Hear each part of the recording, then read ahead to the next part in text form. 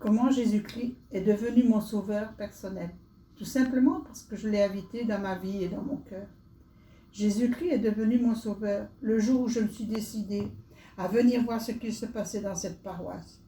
Mon beau-père aurait apprécié le programme de cette année. Viens et suis-moi.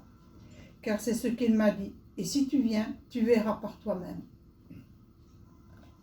Lorsque j'ai ouvert la porte de la société de secours, j'ai vu une sœur donner une leçon. Alors j'ai su que mes recherches avaient abouti, que c'était ce que je voulais faire, avoir un mari avec la prêtrise et une vie de famille et servir Dieu. Ma maman avait mis le Seigneur dans ma vie, mais cela ne me suffisait pas. À l'école primaire, au cours de religion, nous avions une sœur qui racontait des histoires de la Bible sur Jésus-Christ. Et c'est pour cela que lorsque je suis rentrée dans l'église, lire la Bible afin de retrouver les histoires que j'avais entendues dans mon enfance et qui me revenaient toujours dans la tête. Maintenant, le livre de Mormon a pris une importance encore plus importante, surtout depuis qu'on l'étudie plus profondément. De plus, pour pouvoir aimer mon Sauveur, il fallait que j'apprenne à le connaître, pour mieux le servir et savoir ce qu'il attendait de moi. J'ai instruit mes enfants du mieux que je pouvais, même s'ils sont inactifs. Je sais qu'ils n'ont pas oublié notre Père Céleste, et lorsqu'ils rencontrent des difficultés, je leur rappelle qu'ils doivent prier pour trouver la solution, et que Père Céleste leur tend les bras, et ils défendent toujours leur appartenance en tant que membres de l'Église sur les critiques de certaines personnes. Lorsque j'ai décidé le 25 novembre 1978 de rentrer dans les eaux du baptême, j'ai décidé ce jour-là que rien ne m'empêcherait de rester sur la route qui mène à notre Sauveur. J'ai acquis beaucoup de témoignages au long des années. J'ai dit à mon père que j'avais fait un choix pour moi et ma famille. Et mon père m'a observé pendant plus de 10 ans pour voir si j'abandonnerais, si je laisserais tomber les choix que j'avais faits. Car pour lui, c'était que j'avais failli à la tradition de la famille de rester dans la religion catholique. Lorsqu'il est arrivé une grosse catastrophe avec notre fille aînée, je suis restée 1 mois sans venir à l'église. Et le Seigneur m'a envoyé les sœurs missionnaires en réponse à mes prières. Et lorsque j'ai ouvert la porte, j'ai cru voir le soleil en pleine nuit, qui brillait pour me dire que la lumière est au bout du chemin, que notre Père Céleste nous attend, les bras ouverts. Quand j'ai eu mon cancer, je me suis retrouvée seule dans la maison. Et j'étais en train de prendre mes médicaments lorsque je me suis retrouvée à genoux, en train de m'étouffer. Je n'avais plus de force pour me relever. Et j'ai prié dans ma tête pour avoir de l'aide pour me relever.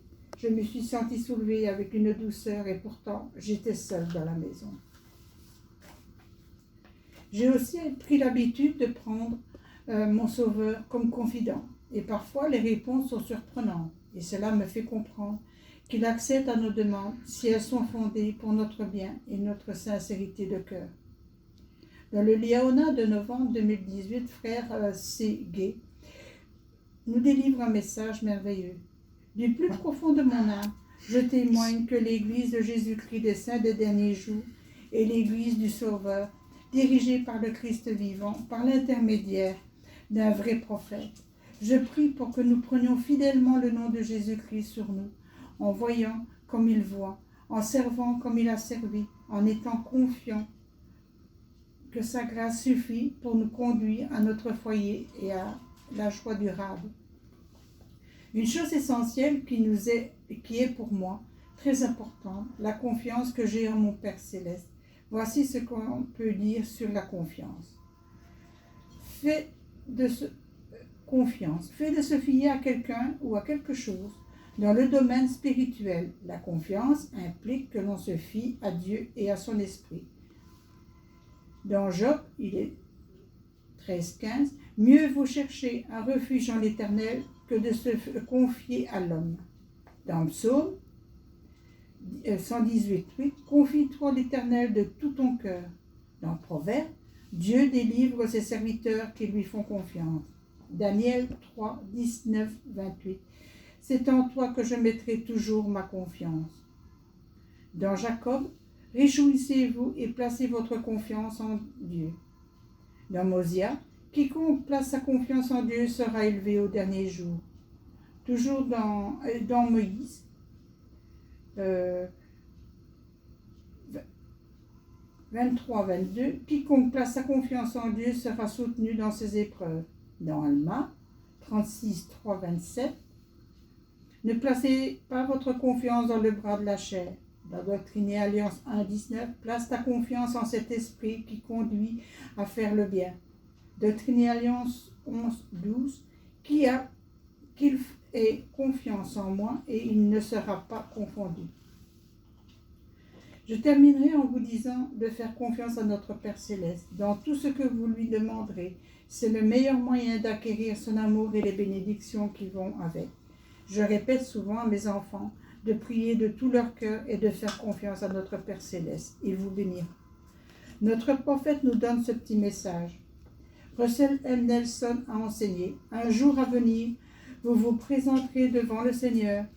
Vous serez submergé jusqu'aux larmes et vous trouverez en sa sainte présence.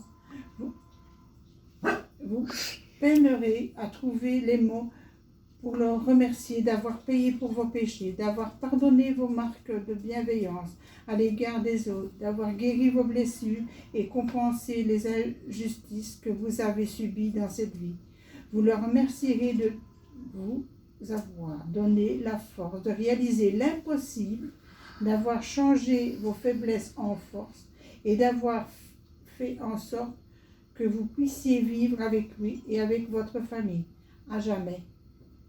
Son identité, son expiation et ses vertus vous apparaîtront alors familières et réelles.